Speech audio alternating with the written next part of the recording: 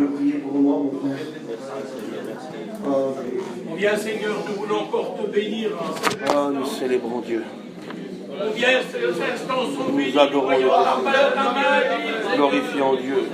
Nous savons que tu es présent. Puisses-tu diriger toutes choses si c'est pour la foi que nous t'en Seigneur. Bénis chacun d'entre nous, Seigneur. Bénis ton serviteur, celui qui t'a amené, celui qui t'a choisi, Seigneur. Tu es tout fortifié, nous relever, Jésus. C'est ton Saint. Dieu, merci. Gloire soit rendue à Dieu. J'ai demandé à mon frère, l'ancien aussi, qui a rendu témoignage pour son fils. Tu peux prier, mon frère? Attends la gloire. Seigneur, nous demandons de remplir ton serviteur. Celui que tu as choisi pour nous. Nous sommes devant toi, Seigneur, devant Dieu. On a besoin de toi, Seigneur, dans nos vies. On a besoin de force, Seigneur. Viens nous aider dans ta grâce. Seigneur, remplis nos cœurs. Et bénis ton serviteur. Seigneur, que ta parole trouve les chemins de nos cœurs. Au nom de Dieu, par le Christ. Amen. Alléluia. Gloire soit rendue à Jésus-Christ, le roi des rois, le Seigneur des seigneurs. Merci pour ce que j'ai écouté, mon cœur est dans la joie. Je suis content d'être parmi vous pour apporter la parole de Dieu. Merci les frères qui m'ont invité. Et ce matin, je suis vraiment béni. J'ai été béni à travers du témoignage de l'ancien pour son fils. Merci Seigneur. Vraiment un Dieu qui guérit, qui sauve, qui libère. Tu ne voudrais pas être libéré ce matin? Tu ne voudrais pas être guéri? Il y a des mal intérieurs, vous savez, qui sont là, qui nous rongent. Tu ne voudrais pas être guéri ce matin? Vraiment une guérison, que tu repars de l'église libre, libéré de toute performance, de tout ce qui nous tient, être libre. On va lire un verset. Je bénis le nom du Seigneur. Merci à Dieu. Il y a un message que Dieu m'a donné et j'arrive pas à prêcher autre chose que ce message-là. Et puis ça fait quelques cultes que je fais et puis je cherche dans la parole de Dieu pour essayer, je ne sais pas, un autre message, mais c'est ce message-là qui revient toujours sur mon cœur. Et puis cette semaine, j'ai médité la parole. J'ai regardé, et puis ce message revenait encore, il revenait. Et puis j'ai fait le culte il y a 15 jours à Noisy-le-Grand, et ce message encore, il est revenu, je l'ai reprêché encore. Et là, il revient encore pour cette église. Il revient encore pour l'église. Il revient encore pour les besoins. Et puis je ne peux pas prêcher autre chose. J'ai regardé, j'ai essayé de... Mais non, c'est Dieu qui veut ça. On ne peut pas aller contre Dieu quand même. Si on va contre Dieu, on va être malheureux. Vous comprenez que si on va contre Dieu, on va être malheureux. Il faut se plier à la volonté de Dieu. Il faut se plier, s'humilier devant la volonté de Dieu. Il faut parfois fermer nos yeux, comme le cantique dit, on a besoin de fermer nos yeux parfois. Fermer nos yeux et s'oublier et s'humilier devant Dieu. Et puis se plier à la volonté de Dieu. Se plier à la volonté de Dieu. Vous savez, ce message est un message d'espoir. Un message d'espoir. Un message que, pas parce que c'est moi, on va enlever tout ça. On n'a pas besoin de tout ça. On n'a pas besoin de mettre en tête d'affiche les noms et les hommes. On n'en a pas besoin. On n'a pas besoin de tout ça. On a juste besoin de la parole de Dieu. On a juste besoin de s'accrocher à Dieu. Et de mettre un peu les hommes de côté. Mais qui on est pour parler de nous? Qui on est? On est qui? Si nous sommes ce que nous sommes, c'est par grâce seulement. Si la grâce s'en va de nous, qu'est-ce qu'on est? On est quoi si la grâce part de nous? Si Jésus s'en va de nous, qu'est-ce qu'on est? On est quoi? Il faut regarder comme message. Que ce soit un grand ou un petit, c'est notre langage à nous ça. Un grand ou un petit. Et on court après les grands. Mais que ce soit un grand ou un petit, la valeur n'est pas là, la valeur est dans le message. Le message là, c'est pas le mien, c'est Dieu. C'est Dieu qui donne le message. C'est Dieu qui donne l'onction. C'est Dieu qui libère. C'est pas nous. Qui on est, nous? Je vais me crâner parce que je suis sur l'estrade alors là. Mais si la présence de Dieu s'en va de moi, je suis quoi moi? Si la présence de Dieu elle part de nous, quand la présence de Dieu a quitté Saül, il n'a été plus rien. Quand la présence de Dieu, quand l'onction a quitté Samson, il s'est retrouvé dans la misère. Et lorsqu'un homme a la présence de Dieu ou l'onction sur lui, c'est par grâce, ça vient de Dieu, nous sommes rien. Amen, Seigneur. Arrêtons avec toutes ces choses bidons, pardonnez-moi de l'expression. Mais à regarder aux hommes, c'est pas les hommes qui montent à la croix, c'est Jésus-Christ le Sauveur. C'est un message d'espoir. Vous savez, dans le livre des Lamentations de Jérémie, les premiers chapitres, chapitre 1, chapitre 2, et la première partie du chapitre 3, c'est des chapitres de désolation. C'est Jérusalem qui est apporté à Babylone, c'est la destruction à Jérusalem. Le temple est détruit, les maisons brûlent. Tout est ravagé par l'ennemi. Et puis dans la lamentation, là, il va se passer quelque chose. Et puis ce matin, je voudrais qu'on passe un peu, qu'on ne soit pas dans le premier chapitre, ni dans le deuxième chapitre des Lamentations, mais nous voulons à travers ce message que Dieu met sur mon cœur, c'est un message d'espoir. C'est un message de solution. C'est un message où tout peut changer. Je voudrais qu'on passe dans le troisième chapitre, parce que le troisième chapitre, c'est un chapitre d'espoir. Parce que Dieu redonne de l'espoir. Et Jérémie va dire dans sa douleur, il va parler Jérémie, et il va dire dans sa douleur, écoute bien toi qui es assis ici, écoute bien les mots. Je ne sais pas où tu te tiens, si tu es dans le premier chapitre, le deuxième, si c'est la désolation, la destruction, où tout semble s'écrouler. Écoute bien, nous allons rentrer dans le troisième chapitre, et il y a un verset que Jérémie va parler, parce qu'il ne s'appuie pas sur ce qu'il voit, il s'appuie sur Dieu. Et voilà ce qu'il dit, je veux repasser dans mon cœur ce qui me donnera de l'espoir, de l'espérance. Les bontés de l'Éternel ne sont pas épuisées, ses compassions ne sont pas arrivées à leur terme, elles se renouvellent chaque matin. Il est bon d'attendre en silence le secours de l'Éternel. Parfois trop d'agitation, c'est un message d'espoir. Tenons-nous dans le troisième chapitre où Dieu parle à nos cœurs. Oh Dieu, merci Seigneur. Pardonnez-moi si je parle fort. Pardonnez-moi si je bouge. C'est comme ça, je suis obligé de faire ça. Voilà, c'est moi. Voilà, excusez-moi. Et pardonnez-moi si je transpire aussi. Pas retenir ma soeur. Voilà, pardonnez-moi pour tous ces défauts, mais ça n'altère pas la parole de Dieu, ça, hein. Ça n'altère pas la parole de Dieu. C'est pas parce qu'on parle fort, c'est pas dans la voix, on peut parler très doucement, mais la puissance émane de la parole. La puissance sort de la parole. Le message, c'est la parole. C'est pas dans la manière où on le prêche, si on marche, ou si on bouge, ou si on transpire, ou si on reste derrière l'estrade avec 3 mots. C'est pas ça, c'est la parole de Dieu.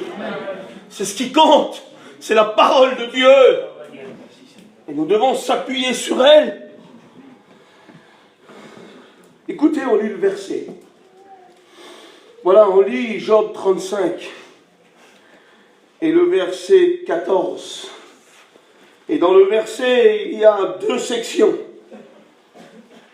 Il y a une première section où c'est toi qui parles. Une première section où c'est toi qui parles. Où c'est toi qui t'adresses à Dieu. Et voilà ce que tu dis, toi, ce matin. Et parfois, ça semble bien légitime. Merci, mon frère, parce qu'il y a tellement de misère. Il y a tellement de problèmes. Il y a tellement de peine, d'angoisse, de douleur, de maladie, de souffrance, de dépression. Il y a tellement de drogue, de divorce. Il y a tellement de choses comme ça. Et tu peux parler, t'as le droit. T'es pas un robot. T'as le droit de parler à Dieu. Et voilà ce que tu dis, toi. Bien que tu dises que tu ne le vois pas. Écoute bien, hein. Bien que tu dises que tu ne le vois pas, voilà, c'est toi qui parles. C'est toi qui parles et tu as le droit de parler. Mais le verset continue, parce que Dieu ne reste pas sur des points négatifs. Il est Dieu rempli d'amour et il sait parler au cœur. Il sait comment parler. Et ce matin, il sait comment parler. Il sait comment guérir. Il sait comment faire. Et voilà, le verset continue. Et voilà ce qu'il dit maintenant. C'est Dieu qui parle. Il dit bien que tu dises que tu ne le vois pas, mais il dit ta cause, ta misère, ta maladie, ton problème, ton divorce, tes difficultés, ta cause, ton souci est devant lui. Ta cause est devant lui. Ta cause, elle est devant Dieu. La cause de notre ancien qui souffrait pendant 4 ans était devant l'Éternel. Elle était, c'est sûr, devant les docteurs, parce que nous respectons les docteurs. Luc était un docteur. Nous respectons ces hommes établis. Mais au-delà de tout, c'est Dieu. Et si on peut souffrir pour un fils pendant 4 ans de temps, et parfois on peut s'interroger en disant tu es où Dieu? Et sûrement c'est des questions qui se posent. Mais la cause était devant Dieu. Et lorsque la cause est devant Dieu, alors le téléphone sonne 1 minute après et un rein arrive. C'est Dieu ça. C'est pas les hommes ça. C'est Dieu. Et lorsque Dieu parle, il ne parle pas pour rien dire. Il parle et il donne une solution. Ta cause est devant lui, et voilà, le verset continue. Et il dit ça. Attends-le. Attends-le. Attends-le, il arrive. Il vient. Il arrive. Il vient. Il vient, c'est Dieu. Il arrive. Il est venu en 1 minute. 1 minute de Dieu, j'ai aimé quand il dit ça. 1 minute de Dieu. 1 minute de Dieu. Tu voudrais prendre 1 minute de Dieu ce matin? Tu voudrais la prendre? Dis pas amen, et si tu la prends pas, autrement tu t'en vas tout de suite dehors. Ah oui. Oui, parce que tu dis amen et tu ne prends pas la solution de Dieu pour guérir ton âme, pour guérir ton problème, pour guérir ce qui est en train de se passer. Alors tu dis amen pour rien. Alors si tu dis amen pour rien, va-t'en dehors. Pardonnez-moi de parler comme ça, moi je parle avec mes mots, j'en ai pas d'autres. Hein, c'est des petits mots un petit peu vulgaires, je sais pas, mais c'est mes mots, voilà. Pourquoi dire amen si tu crois pas à ce que je dis là? Pourquoi tu vas dire amen? À quoi ça sert? À quoi ça sert que tu dis amen et puis que tu repars malade? Vous savez pourquoi il y en a qui repartent malades? Est-ce que vous savez pourquoi? Vous le savez? Tu sais pourquoi tu repars malade chez toi? Pourquoi tu repars toujours embarrassé, malade, pas bien? T'es mal, la solution n'a pas été réglée, le mal n'a pas été guéri.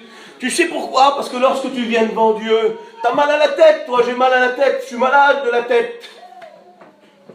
Ou j'ai mal au cœur, ou j'ai mal au bras, ou j'ai mal aux doigts. Et puis tu vas voir un médecin, c'est normal, tu vas voir un médecin. Ça fait sourire des fois quelques-uns, j'ai une façon de prêcher un peu bizarre, moi, je sais pas. Mais voilà, je me laisse diriger comme ça. Hein, je ne vais pas copier, on n'est pas là pour copier. On est là pour ce qu'on est, on est ce qu'on est. Je suis ce que je suis, et je parle comme je parle. Alors tu arrives au médecin, je suis malade, docteur. J'ai mal à la tête. Voilà, ou j'ai mal à l'œil, tu vas avoir un ophtalmo ou un oréel pour les oreilles. Mais lorsque tu arrives devant le docteur, tu montes le pied, toi.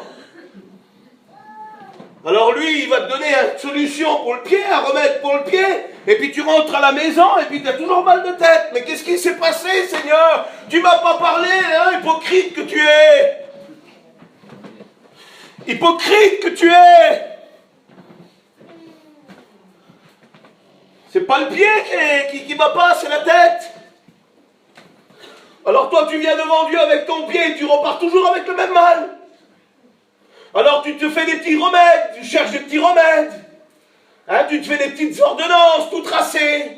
Alors il y a le pasteur intel, vite allons-y, quel homme, comment qu'il prêche, merci Seigneur, pour tous ces grands hommes remplis d'onction. Merci Dieu pour les hommes choisis.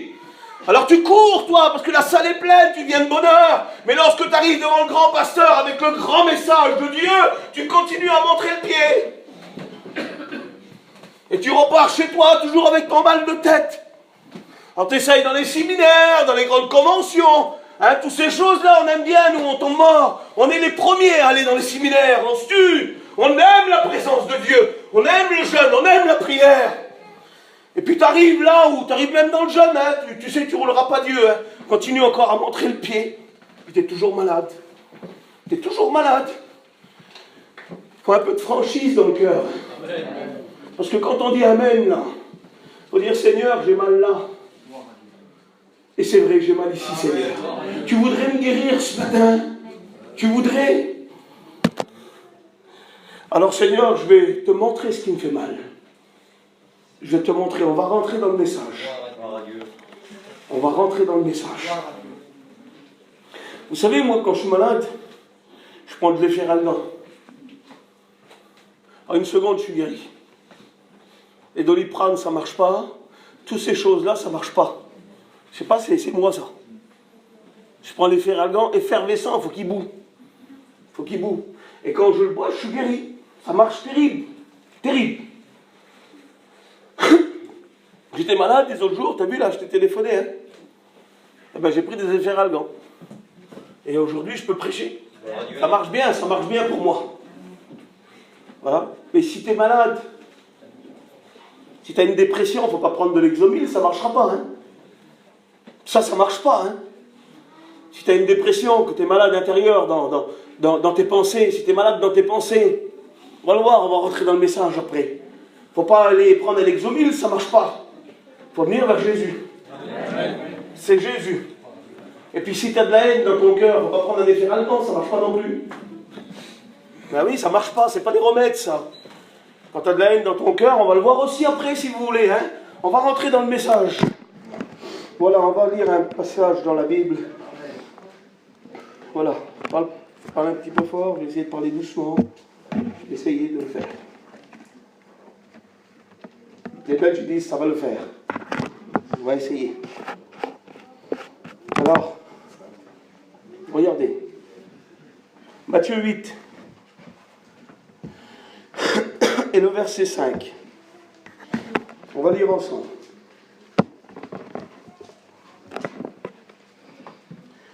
Comme Jésus entra dans Capernaum, écoutez bien, un centenier l'aborda et le pria et dit, Seigneur, mon serviteur est couché à la maison, atteint de paralysie et il souffre beaucoup. Jésus lui dit, Jésus parle. Quand Jésus parle, écoute. Quand Jésus parle, écoute. Sois pas une agitée ou un agité. Tiens-toi au pied du Seigneur et écoute. Parce que Jésus, quand il parle, c'est pour guérir. C'est pour une solution.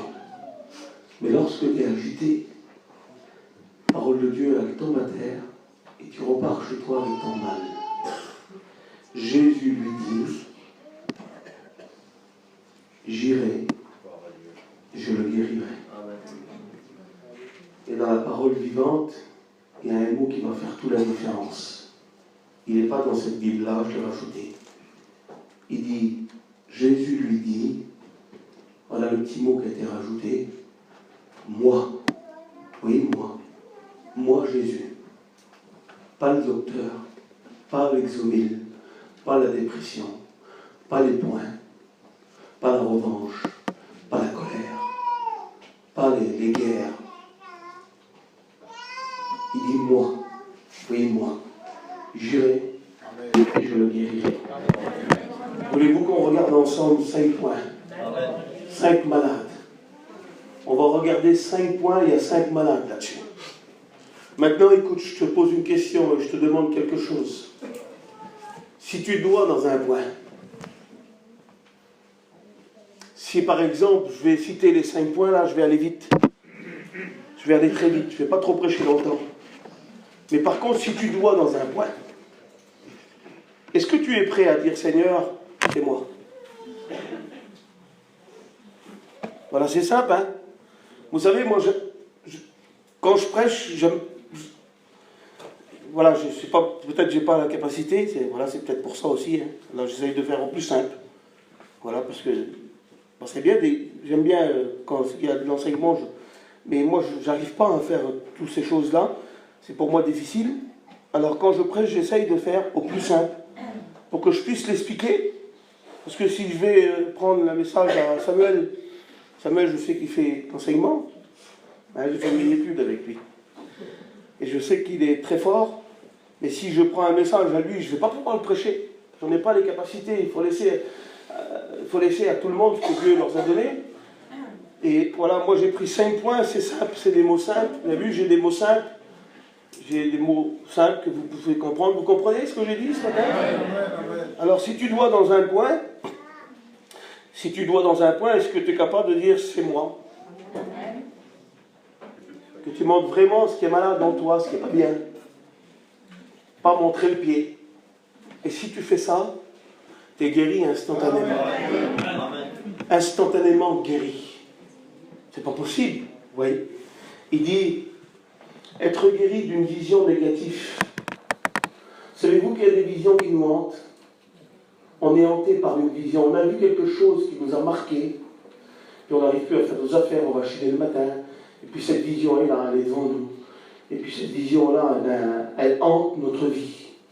Et le roi Sédécia, avant de mourir, dans la Bible, il a vu une vision qui l'a hanté. Hanté, les grands disent comme ça, je suis hanté. Ou une maison hantée, c'est elle est habitée par quelque chose. Eh bien, il y a des visions dans nos vies qui habitent notre esprit, et on est hanté par cette vision. La vision, elle est là, et puis elle est négative, et puis elle nous pousse à quelque chose, et puis on ne peut plus s'en sortir, c'est quelque chose qu'on a vu, un drame qui s'est passé, quelque chose, je ne sais pas. Et la vision, elle est là. Et le roi Sédécia, lorsqu'il va mourir, lui, il est pris en déportation, la ville est assiégée, et puis il est transporté à Babylone, et puis il va voir devant lui quelque chose d'horrible. Il va voir quelque chose d'horrible devant lui. Il est pris, la ville est brûlée, et puis il est en déportation avec ses enfants. Et juste avant de mourir, avant qu'on lui crève les yeux, il va voir quelque chose d'horrible. Il va voir ses 5 fils, il a 5 fils, le roi Sédécia. Et il va voir ses 5 fils égorgés devant lui. Et c'est une vision qui l'a hanté. Et parfois, nous avons des choses qui nous hantent. Et Dieu, ce matin, voilà le message. Le mot qui va revenir dans le message, c'est moi. Il dit, j'irai et je les guérirai. Dieu voudrait nous guérir. Alors, je ne sais pas, c'est pas la peine de lever la main ou crier au secours. Mais dans ton cœur, caché avec Dieu, si c'est toi ce matin ça, alors identifie-toi, montre-toi à Dieu. Et dis, Seigneur, je ne peux plus vivre avec ça, moi. Je peux plus vivre, je peux plus, j'en ai marre, Seigneur. Alors ce matin, tu es en train de me parler à travers la parole. Alors moi, Seigneur, je vais te montrer ce qui est malade en moi. J'ai cette vision qui me hante. Je veux te la donner ce matin, Seigneur. Moi, j'irai et je le guérirai. Il y a des choses en nous qui sont ouvertes, vous savez, dans nos cœurs. Il y a des choses qui sont ouvertes et qui ne sont jamais refermées, jamais. Jamais ça s'est refermé. C'est là, c'est quelque chose qui a eu un événement et ça a fait une plaie dans nos cœurs. Les gradés, ils disent comme ça, une plaie béante, ça a fait mal. Elle n'est pas soignée, elle n'est pas guérie. Elle fait mal, cette plaie-là. C'est en nous une douleur profonde, et puis parfois ça peut venir dès l'adolescence. Des fois, il y a quelque chose qui s'est produit et on a grandi avec. Et puis on vit avec, on a fait notre vie, on s'est marié, on a eu des enfants. Mais elle est toujours là, cette plaie-là. Et puis un jour, j'étais en train de faire le message à Gien. Et Dieu m'a demandé quelque chose. Vous savez que Dieu, quand il parle, il faut l'écouter. Et il ne faut pas désobéir à Dieu. Et Dieu m'avait demandé de faire le message sur la veuve de Sérepta. Dans le livre de Samuel, il y a une petite veuve. Elle s'appelle la veuve de Sérepta. Et moi j'ai dit, non Seigneur, il n'y a pas de veuve ici, à Gien. On va prêcher sur l'évangélisation, aller sauver des âmes, des gagneurs d'âmes. Et Dieu disait, non, tu prêcheras sur la veuve de Sarepta. Et puis après, il faut obéir à Dieu, parce qu'il ne faut pas avoir la tête dure. Et bien j'ai dit, Seigneur, je ferai le message de la veuve de Sarepta. Et puis j'ai étudié le message, et voilà. Et puis un jour, j'étais en train de méditer le message, on allait prêcher, il était presque 8 heures. Et puis à côté de moi, il y avait un camping qui était là. Et puis dans ce camping, il y avait un repas, et puis les gens qui étaient à côté de moi avaient invité des autres gens à 50 km. Et puis le Seigneur m'a demandé de prendre l'appareil que j'étais en train d'écouter les cantiques et de la faire écouter là-bas. C'était assez difficile. Parce que parfois Dieu nous demande des choses qu'on n'arrive pas à comprendre. Demandez-moi pourquoi il a dit, le frère je ne le sais pas. Mais Dieu connaît tout. Amen. Et lorsque Dieu parle, il faut savoir obéir. Et écouter la parole de Dieu. Parce que si tu passes à côté, tu n'auras pas de bénédiction. Et j'ai pris l'appareil et puis je l'ai déposé. J'ai posé tout le manger comme ça, j'ai déposé l'appareil. Et là à côté il y avait une femme. Et cette femme me disait, tu vois les cantiques là, c'est les cantiques de mon mari ça. Ça fait 2 ans que je ne les ai pas écoutés. Et là je comprends qu'un drame s'est passé. Et quand elle écoutait les cantiques, la bénédiction revenait sur elle. Et là on a commencé à prier dans le camping. Regardez comment que Dieu fait les choses. Elle avait dans son cœur une plaie qui ne s'était jamais refermée depuis 2 ans. Et puis on a prié. Et puis il y a une prophétie. Et la prophétie, elle a dit, aujourd'hui, je referme la plaie. Vous savez ce qu'il a dit, Dieu? Quelle précision avec Dieu, quelle précision. Parce que Dieu peut refermer la douleur sans enlever la mémoire que nous avons pour ceux qu'on a aimés. Il ne veut pas faire de nous des robots, il veut juste enlever ce qui te fait mal. Et il veut garder les bonnes pensées qui te réjouissent ton cœur, des bons moments que tu as passés.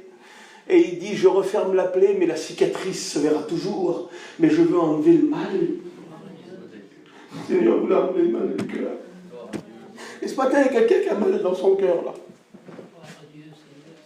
Il y a quelqu'un qui souffre.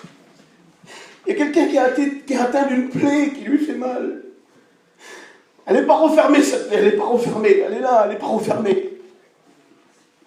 Et Dieu, par son amour, il est en train de te dire ce matin, il dit, moi, je vais refermer la douleur, là, je ne veux plus que tu aies mal. Je ne veux plus que tu aies mal. Et quand la prophétie est arrêtée, je suis couru dans les graviers là-bas pour aller prêcher. Et puis j'attendais mon tour comme ça. Et puis j'étais là en train de prier, c'était difficile. Et puis le Seigneur disait, lève la tête, je priais comme ça. Et quand j'ai levé la tête au loin, il y a cette femme qui était dans le camping là. Elle avait perdu son mari, ils allaient rentrer à l'école biblique et son mari était mort comme ça d'un seul coup. Et elle est rentrée, elle avait laissé tomber Dieu par la douleur et la plaie béante qui était dans son cœur. Et le Seigneur, il dit, toi, cette femme qui est au fond là-bas, le message que tu prépares depuis 15 jours, c'est pour elle. Il dit, je l'ai fait venir, il l'a fait venir d'ailleurs, elle n'était pas sur le terrain. Et Dieu, ce matin, là, ici, me fait venir à moi. Ben là, il aurait pu choisir un autre, mais c'est comme ça, pour guérir la plaie que tu as dans ton cœur. Amen. Merci, Seigneur. Aujourd'hui, je referme la plaie. Est-ce que tu veux, toi? Est-ce que tu veux la montrer à Dieu? Parce qu'il est en train de la voir, il est en train de dévoiler le Seigneur, là. Hein, il dévoile les pensées négatives qui nous font mal, et là il est en train de dévoiler une plaie dans le cœur.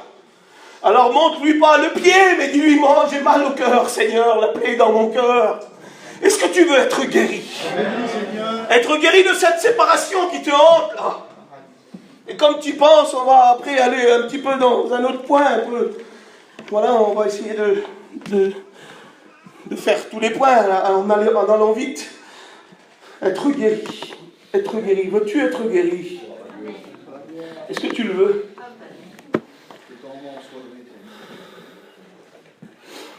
Être guéri. J'ai mis ici. On regarde encore un point si vous voulez. Être guéri des pensées négatives. Écoute bien. Des pensées négatives qui nous poussent ou qui nous plongent dans l'angoisse.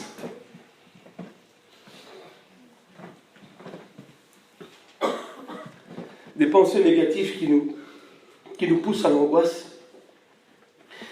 Et j'ai mis ici avec un point d'interrogation, comment être guéri de ça? j'ai mis ici une pensée.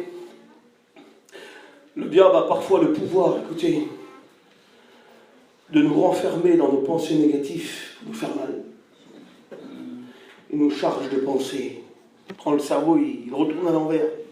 Et puis les pensées sont là, on est pris que par ces pensées-là. Et puis ces pensées nous plongent dans l'angoisse. Ils nous plongent dans la dépression.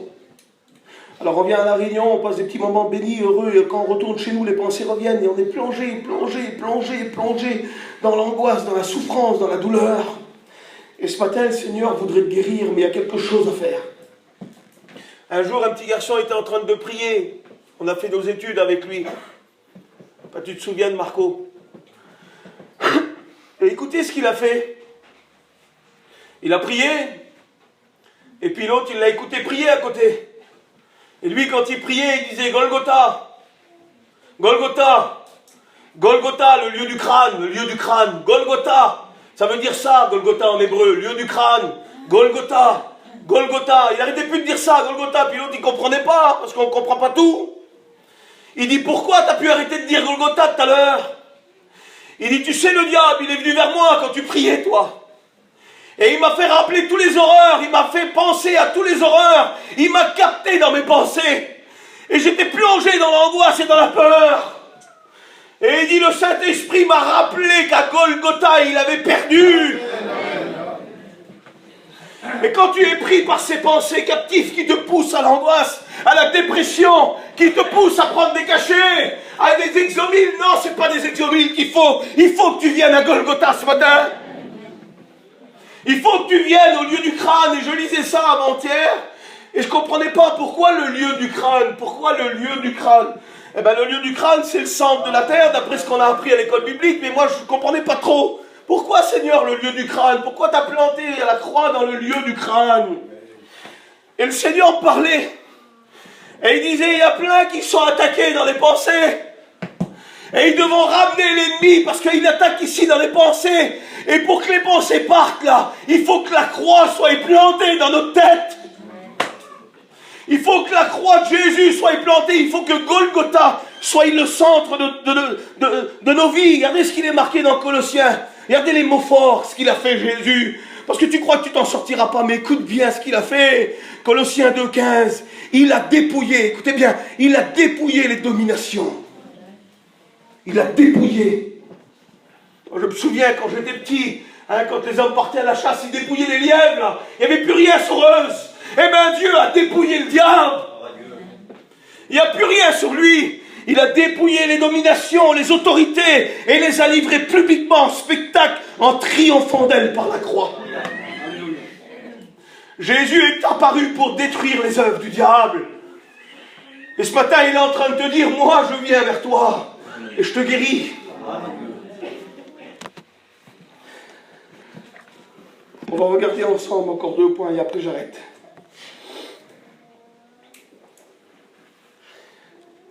Vous savez que Dieu connaît tout. Amen. Je ne suis pas trop agaçant, je ne parle pas trop fort, ça va, non? Je vais pousser un peu le micro. Dieu connaît toutes choses. Broussaille a fait crier sur moi, a dit tu parles trop fort. Broussaille, c'est ma femme, il est beau le nom. Hein. Non mais il n'est pas beau, mais elle est belle. Hein. Elle est rare. Ah oui, c'est rien le nom. Hein. Des fois on peut avoir un grand nom, puis le cœur n'est pas bon. C'est le cœur qui compte. On peut se préparer, on peut tout faire, et puis voilà, on peut mettre du maquillage et tout ce que vous voulez. Elle a mis du maquillage, le Seigneur, et le vieux prophète, elle a cru de tromper le vieux prophète, elle n'était pas Yarlil. Hein. Elle a cru de tromper Dieu. Elle a mis du maquillage. Elle s'est préparée. Il a dit, il y a la femme de Jéroboam qui va arriver. Elle va arriver. Parce que Dieu révèle à ses serviteurs. Hein. C'est pas la peine de porter des beaux noms, faire des grands chrétiens. Hein. Voilà, je vais redire encore le mot, je meurs après le mot. Là. C'est bidon ça. Ça vaut rien ça. Ça marche pas, tu réussis pas avec ça. Il dit, elle va arriver, elle est maquillée. Elle se prend pour une autre, elle se fait passer pour une autre. Et le vieux prophète, il était assis sur le temple, sur sa chaise. Il ne voyait plus clair, il était aveugle. Et dès qu'il a écouté ses pas, il a dit, rentre, j'ai quelque chose à te dire. Femme de Jéroboam. Et devant Dieu, il faut être vrai. Il faut être vrai. faut être vrai. Dieu connaît les besoins cachés. Il dit à Daniel, il révèle ce qui est profond et caché. Vous vous rendez compte? Il révèle ce qui est profond et caché. Et dans ton cœur, il y a quelque chose là, qui n'est pas guéri. C'est compliqué à dire ça, mais bon, voilà, c'est dire quand même, non? C'est le message que Dieu donne. C'est pour aider quelqu'un, de toute façon, c'est pour aider quelqu'un. Hein. Le message, c'est un message de solution, c'est pour aider quelqu'un. Être guéri d'un remords. Pas rien un remords. Hein. Parce que quand tu as un remords, tu ne peux plus faire ce que tu pouvais faire. C'est trop tard. C'est trop tard, c'est fini. J'aurais dû faire ça, c'est pas possible que je ne l'ai pas fait. Comment t'es rongé par ça? Comment t'es rongé? T'es rongé jusqu'à temps que tu meurs. J'aurais dû le faire, c'est pas possible. Pas d'argent. Comment je fais maintenant? Ben, tu peux pas parce que c'est trop tard. Et c'est dans toi, c'est dans ton cœur. Alors tu penses. Voilà, tu penses, et puis t'es rongé. Et le diable qui est méchant, qui est très méchant, et qui aime voir les gens souffrir, il se frotte les mains. Puis il vient et puis il te ronge encore plus. Lui. Ah oui, t'aurais dû le faire. Alors le remords, il est là, et puis on dort avec, on se couche, on se réveille, on pleure, on pense. Et on est toujours dans le remords. Pierre avait un drôle de remords sur lui. Il a dit, je vais jusqu'à la mort pour toi, moi. Puis il n'a pas accompli ce qu'il avait dit de Jésus. Il a renié 3 fois. Il n'avait pas accompli, plongé par le remords, dégoûté de sa vie.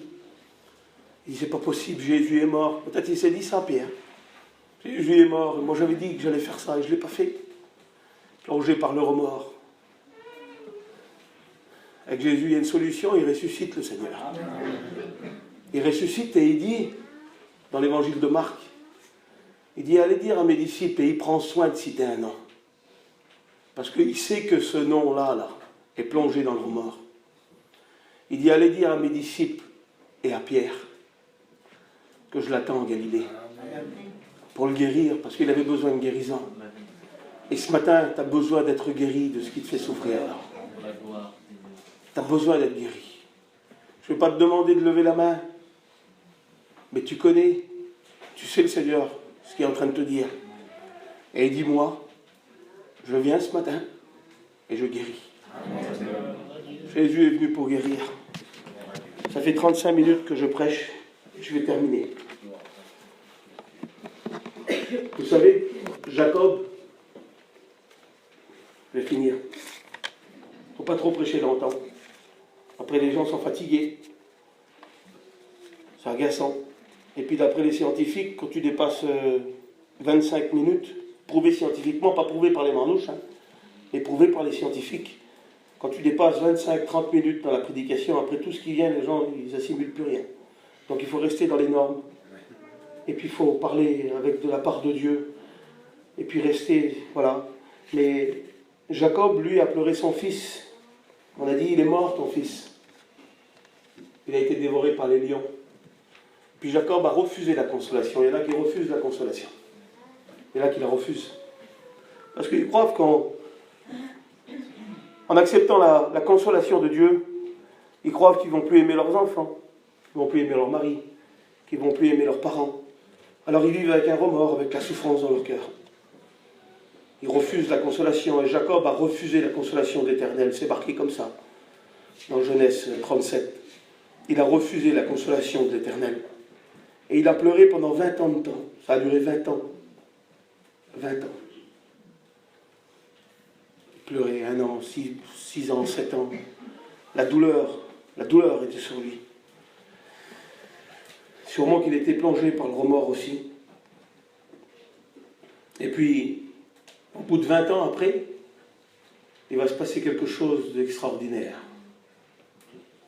Il a pleuré 20 ans, ce qui n'était pas mort. Il n'était pas mort, sans doute. Mais il ne l'a plus retrouvé en Canaan, il l'a retrouvé en Égypte.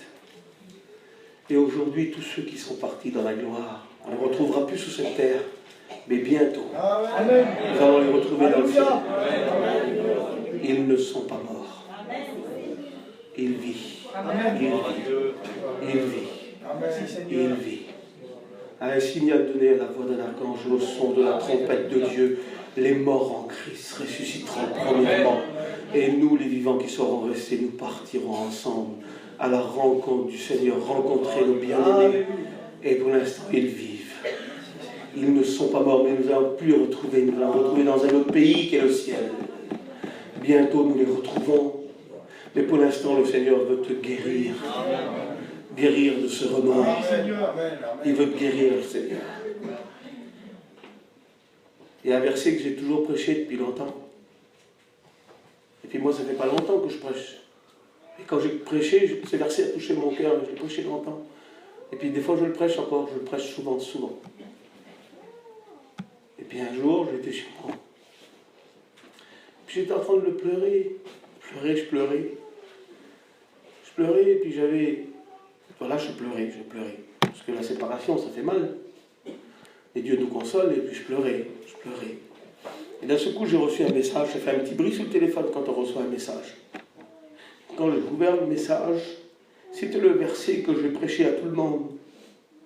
Et le verset disait, tu recueilles mes larmes dans une outre, et tu les inscris dans ton livre. Et mes larmes qui tombaient, ils tombaient sur le téléphone, mes larmes. Et je voyais ce verset. Et Dieu était en train de me dire que les larmes qui tombaient avaient de la valeur devant lui. Il n'y avait aucune larme qui tombait à terre. Il les recueillait, il soignait mon cœur, il soignait mon cœur. Il soignait mon cœur. Et Dieu veut te soigner. On prie le Seigneur.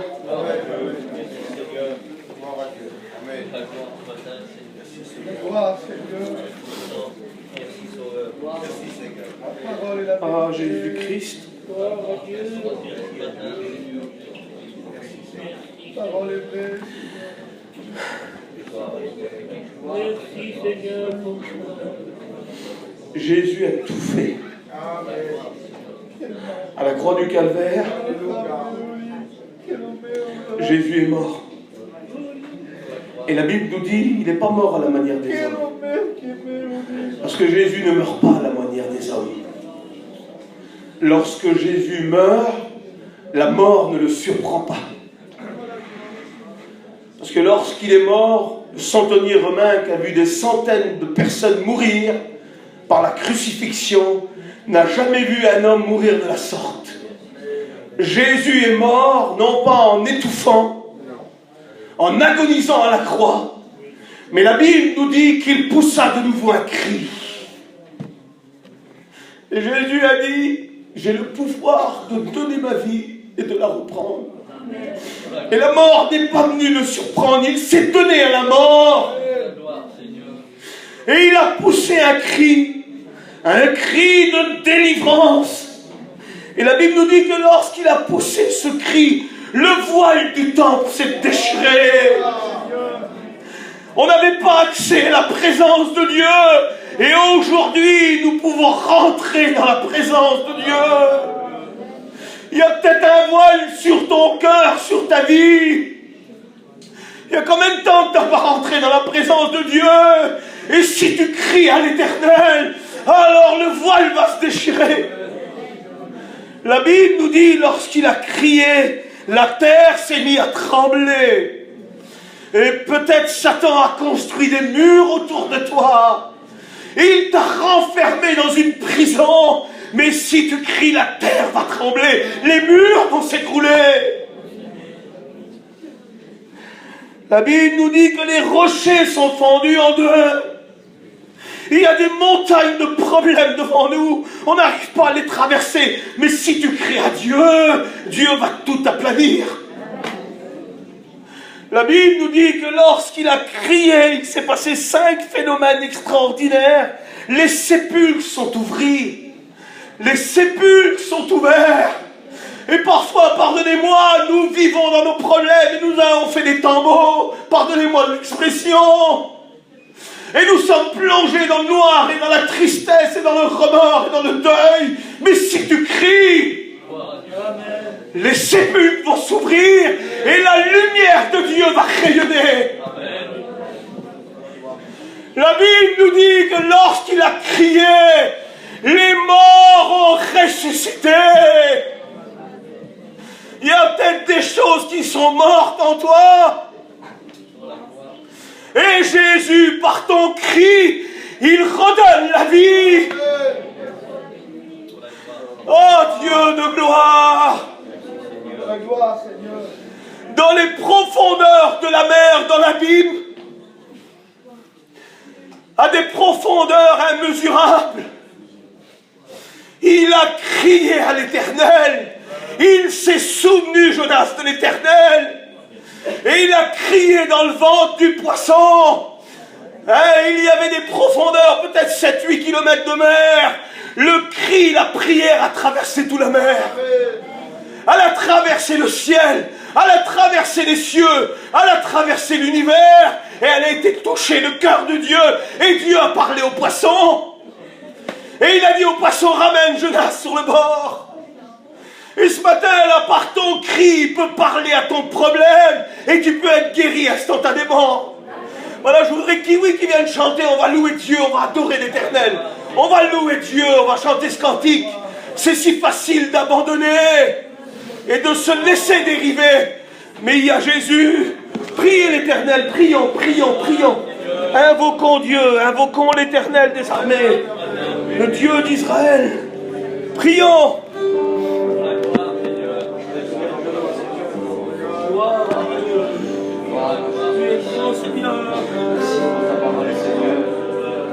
Merci, c'est si facile d'abandonner. Oh, alléluia. Et de me laisser dériver. Ce vent violent m'a épuisé. Tu sais pourtant j'ai essayé. Ce que je vois à l'horizon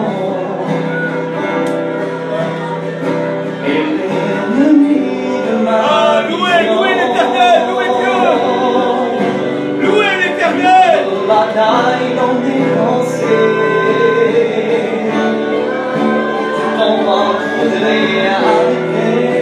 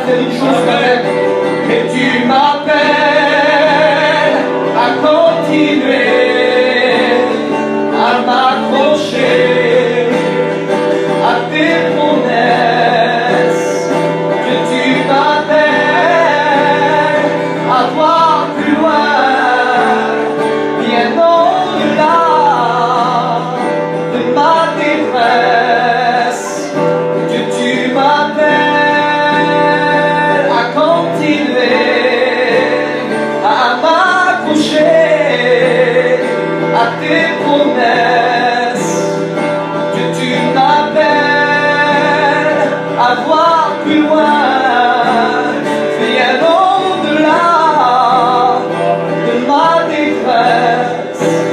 Fermez les yeux pour voir plus loin.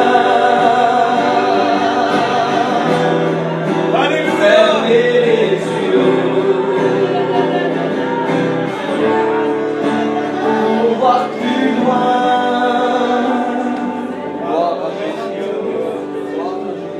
Louons l'Éternel.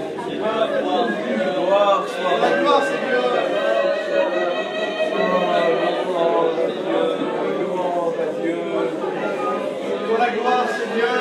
Tu veux guérir, Seigneur. Ton nom soit loué. Ton nom soit loué, Seigneur.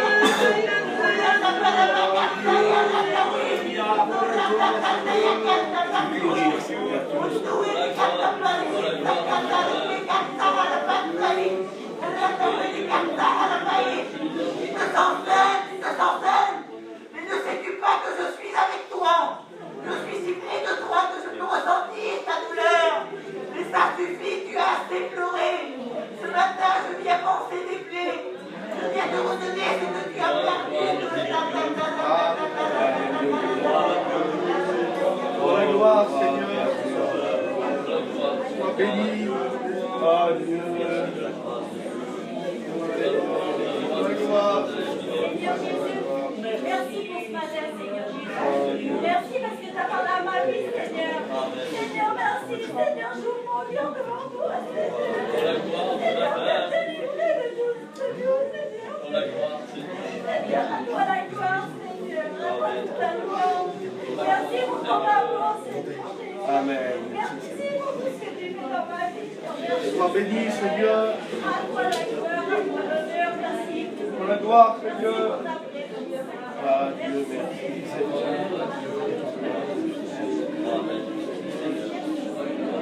Oh Dieu. Pour la gloire, Seigneur. Oh Dieu. Oh Dieu. La parole et la vérité. Oh Dieu. Que ton nom soit loué ce matin, Seigneur. Que ton nom soit glorifié ce matin pour ta parole, Marie-Ève. La parole qui nous fait du bien, Seigneur.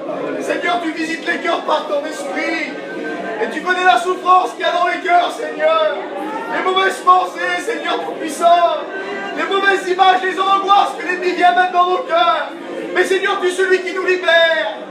Seigneur, tu souffres pour nous, tu as souffert pour nous. Alléluia. Nous te louons ce matin pour ta parole. Ta parole qui guérit nos cœurs. Ta parole qui est un baume, Seigneur, qui nous fait du bien. Je présente ton église, tes enfants ce matin, pas celui qui souffre, Seigneur. Celui qui a passé par la séparation. Celui que le cœur est brisé, Seigneur, depuis des années. Seigneur, guéris-le ce matin. Seigneur, louez-le, remplis-le, Seigneur. Que ton nom soit loué, que ton nom soit glorifié. Merci, ma frère, merci, merci ce matin. Alléluia. Ton cœur est dans une prison. Tu n'es pas libre d'aimer. L'église scellée. L'église scellée.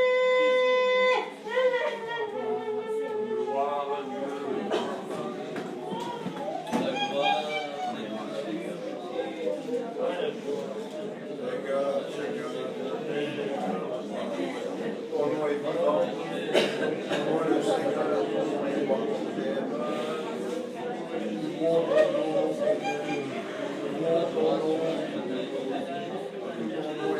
Te bénir, te rendre gloire et honneur.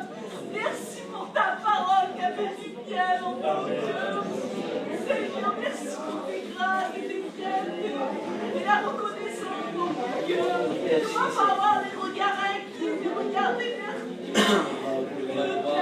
Merci Seigneur pour tes bienfaits, Seigneur. Pour ta vie dans mon milieu. Et faire ta volonté, Seigneur. Merci Seigneur pour ta grâce.